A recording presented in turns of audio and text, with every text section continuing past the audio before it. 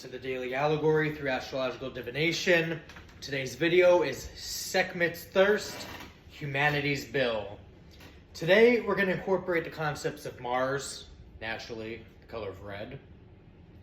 On War, the book by Carl von Clausewitz, the goddess Kali Ma and Sekhmet, and last-minute attempts to cover up tracks, bury, burn, hide, or delete evidence, and the cosmic law of blood begets blood. So if anyone's trying to or attempted to cover up a clandestine operation, your days are numbered because God sees all, and now the elements are en route. Now to begin with, we're going to invoke some energies with the full moon being right around the corner, literally a few hours from now. 8:19 a.m. is going to be the apex. We're going to be granting access through the T-home, opening the Dayat for the invocation for the god of Mars, Kali Ma, and Sekhmet. And stay tuned to the end because we're also going to be doing a full Archangel Michael and Mayat invocation. From the ancient fields of conflict, the sands of Egypt, and the heart of cosmic time, I call upon the powers of war, change, and divine fury. We now turn our focus on Mars, strategy and conflict. Mars, red god of Rome, lord of the field, general of the legions, master of strategy and might.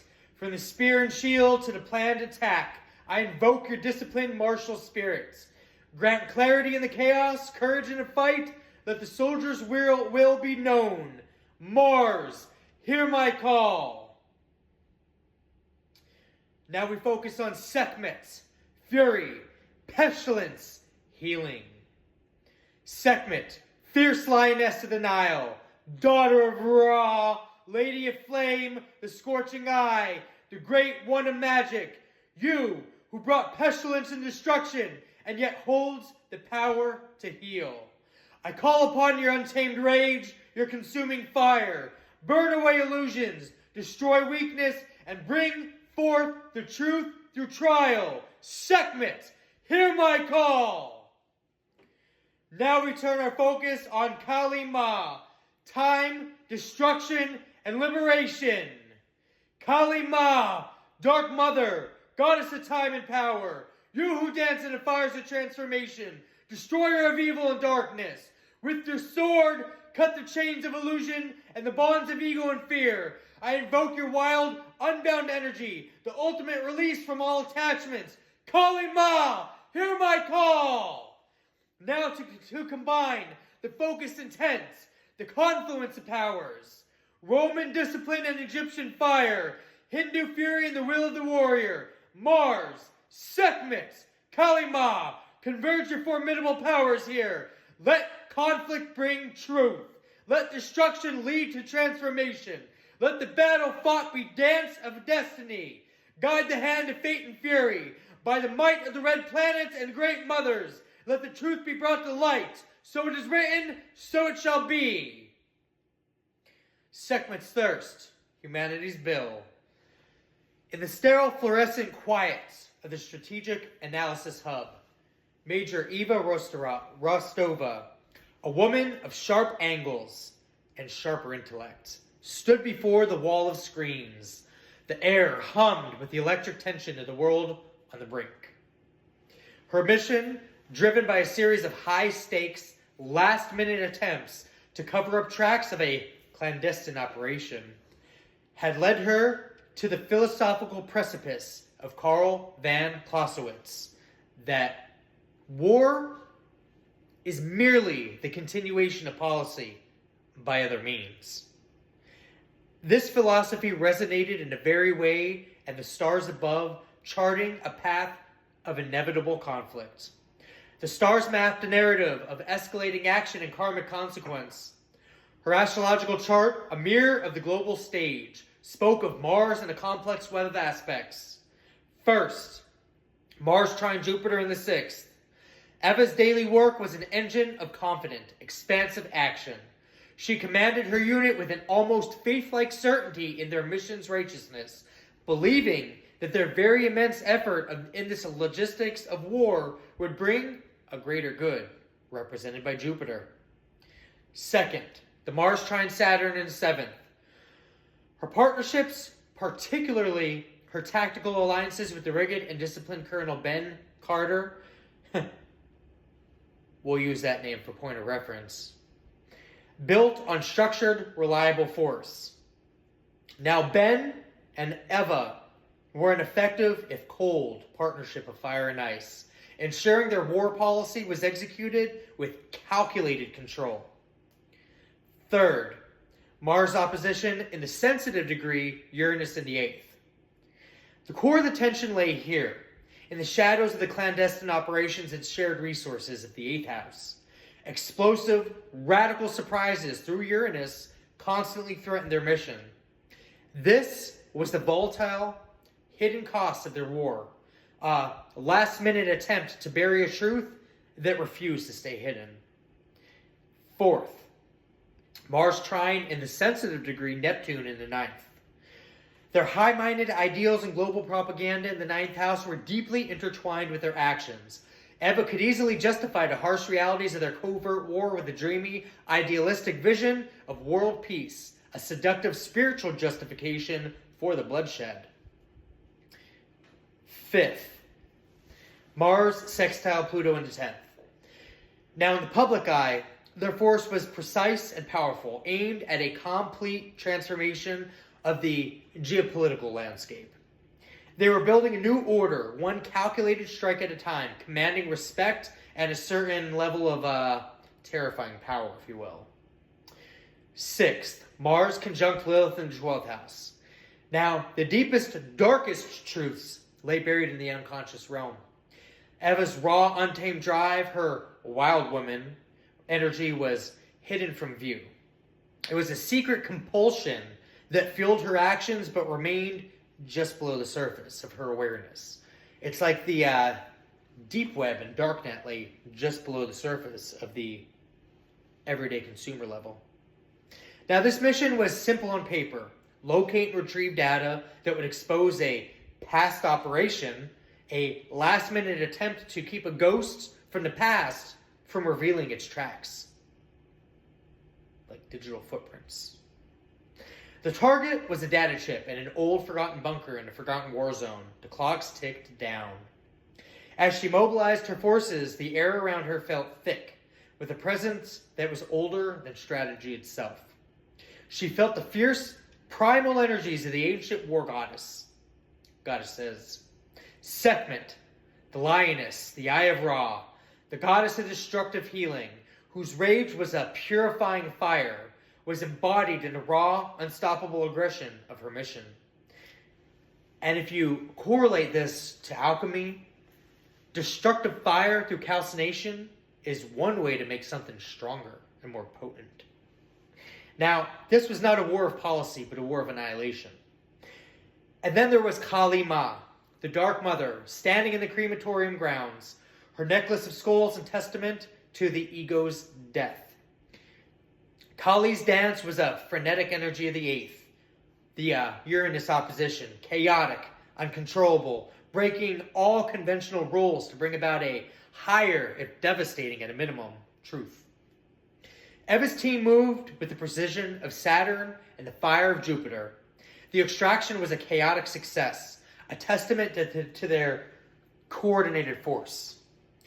But the very act of the operation confirmed the grim truth of the phrase, blood beget blood. Every action, every last-minute cover-up, every strategic strike was not an end, but a beginning. The fire she wielded, the fire of Mars and the Sun, was Sekhmet's fire, a destructive force that ensured a cycle continued. She held the data chip, the subconscious seed of their operation. She knew their actions had not ended a war, but ensured the next. The solar bloom of their public success would be fertilized by the very blood they spilled. The eclipse of her self-doubt was total, leaving only the stark, uncompromising reality of the cosmic law. The consequences of war are eternal. Clausewitz was right, but he only saw the policy. The gods saw the cycle. The fire burned on. This is why when we try to cover up our tracks, two things to keep in mind, especially if you hold a title of official capacity. Is what you're doing worth your career? Is the arrogance you're protecting worth your freedom? Is the bond worth the spoils? The choice from here is yours. So make your next move your best move, and move without haste, because there is no more time. We have blood begets blood, the policy of war. Mars and Sagittarius. Now Major Ava Rostova stood on the observation deck of the forward operation base, her gaze fixed on the expansive golden desert horizon. The wind tugged at her uniform, a constant, restless energy that mirrored her own Mars and Sagittarius placement. This was not a general who planned to hold ground. This was a warrior who sought a distant ideological victory. For her, war was a crusade, a grand and righteous quest for the truth, even if the truth required fire and blood. Carl von Clausewitz treatise on war, definitely a better book than The Art of War by Sun Tzu. Not as known or famous, but psychologically more in depth, nonetheless. Now, this was her guiding text on war. The book, I mean. She saw the continuation of policy by other means, not as a cynical reality, but as a sacred duty. Her policy was a high-minded vision of justice and liberty for the region, a classic Sagittarius ideal that justified every calculated risk and every bold, expansive military maneuver, even if the military maneuver was an abuse of power move against a civilian, which is a felony. Her operations were swift, aimed at a strategic point for a field, a reflection of her planetary impulse to strike and move on. The mission at hand was critical to retrieve the Azure files, a data cache that would expose a deeply compromised past operation that had spiraled into a humanitarian crisis that bordered the very infringements of human, civil, and constitutional rights, experimentally, of course, for profit. These were the tracks she was desperately trying to cover up. Last-minute attempts to... Sorry, guys. Last-minute attempts to sanitize the history that threatened to undo her entire career and the perceived righteousness of her cause. The clock was ticking, and the media was already circling, sensing a scent of old blood in the water. In her moments of quiet reflection, the energies of the ancient goddesses filled her mind. The raw, unstoppable aggression of her campaign felt like a breath of Sekhmet, the lioness goddess whose solar rage was the destructive eye of Ra. She was a necessary fiery force, cleansing the world with a divine fever, but the destruction was vast and indiscriminate. Deeper still was the presence of Kali Ma, the Dark Mother, whose dance of creation and destruction was the ultimate reality of war. Eva felt the pull of the eighth house, the hidden costs, the shared trauma, and the inevitable cycle of death that their high ideals ignored. Kali Ma did not care for policy, she cared for transformation, a brutal shedding of ego that war provided in absolute abundance. The retrieval operation launched a high-speed, high-risk mission into enemy territory. Her Mars and Sagittarius thrived on the challenge, seeing it as an epic tale of good versus evil. But the universe has a way of balancing the scales no matter what physical connections anyone may have or think they have. Their failed attempts to cover up their tracks, and boy, what a failure to launch that was, were the karmic price that they paid or will pay. An unexpected sandstorm grounded their extraction helos. An intelligence leak exposed their route.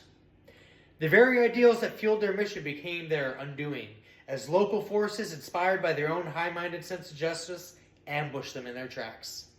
The operation was compromised. The Azure files were secured, but at a devastating cost of human life. The cover-up had failed spectacularly. As Ava received the news of the casualties, the cold, hard reality struck her like a physical blow. The abstract ideology of Clausewitz, the righteous fire of Sekhmet, the frantic energy of the cover-up, all of it dissolved in one simple, inescapable truth. Blood beget blood.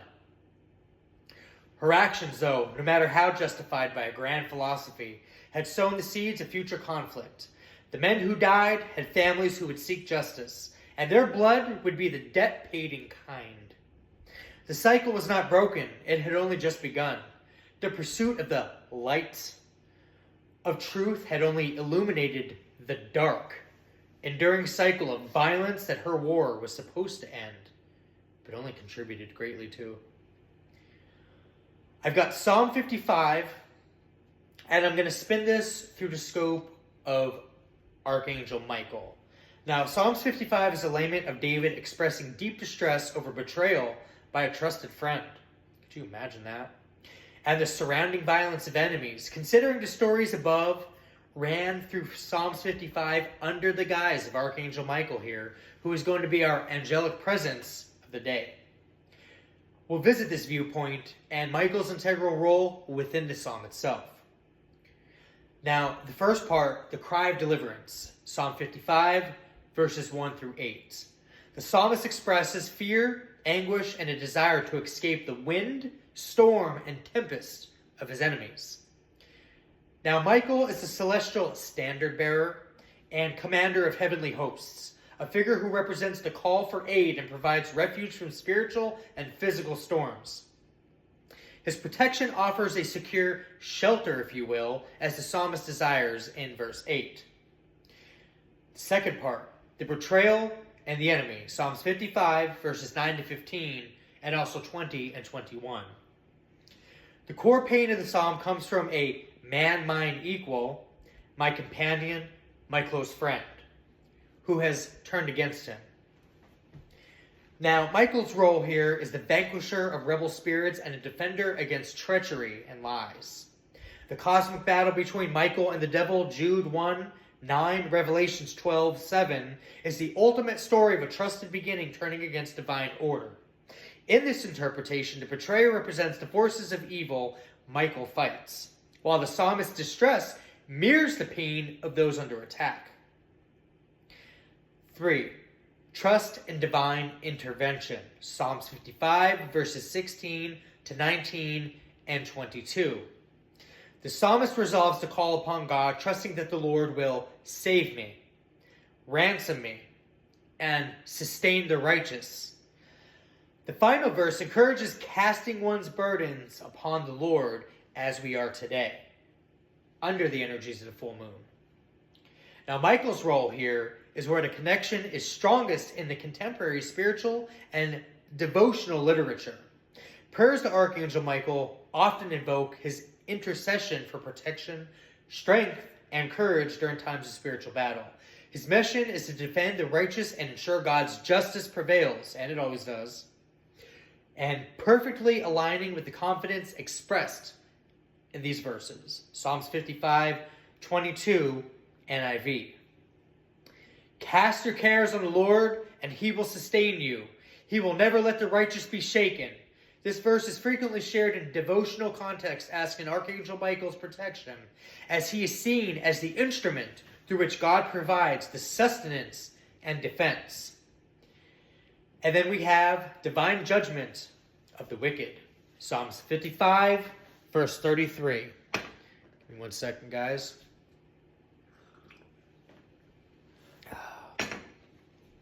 The psalm concludes with the call for the bloody and deceitful men to live out half of their days. Michael's role here is often depicted in the final judgment, leading souls to the judgment seat of Christ and casting out evil. The final verse reflects his function as an agent of the divine justice who ensures that cosmic order through Mayat is restored and evil is put in its place. And with that being said, we are going to be doing an invocation of the balance of the sword and the feather.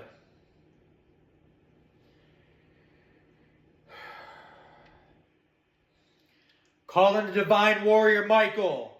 I call to you, Archangel Michael, Prince of the heavenly host, warrior of the light, defender of divine throne, with your sword of the azure flame, I ask for your presence now. Stand at my right hand, my shield and my strength.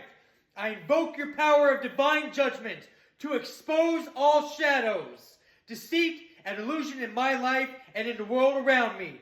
Cut away the cords of negativity that snares at the adversary, and all that stands in the way of righteousness. Let your battle cry, who is like God, cleanse the space and empower my will to act with the courage and truth. Calling the Lady of Truth, Mayat. I call to you, Lady Mayat, daughter of the sun, heart of the order, the plumb truth. She who governs the cosmos, whose laws bring harmony from chaos. With your ostrich feather of purity, I ask for your presence now. Sit upon the throne of truth within my heart. I invoke your power to establish cosmic order and perfect balance in all of my affairs. Align my thoughts, my words, and my deeds with my perfect measure of your scales. Let my heart be as light as your feather, and my soul walk the way of the righteousness. Conversion of the justice and the order. Michael, the mighty arm of justice, Mayat, the unwavering law of the universe. Let your energies merge within this sacred space. By the power of Michael's sword, all that is false shall be served. By the power of Mayat's scales, all that is out of balance shall be brought to light. I ask for your righteous judgment upon all negativity, and for the restoration of harmony and divine order. Guide my path with the light of truth and the strength of the warrior. May the divine will be done on earth as it is in the heavens. So it is witnessed, so it is done. And we thank you, Archangel Michael and Goddess Mayat, for your presence, your guidance, your leadership, and your reinstitution of divine law. That's all I have for you guys today. Let's use these energies wisely.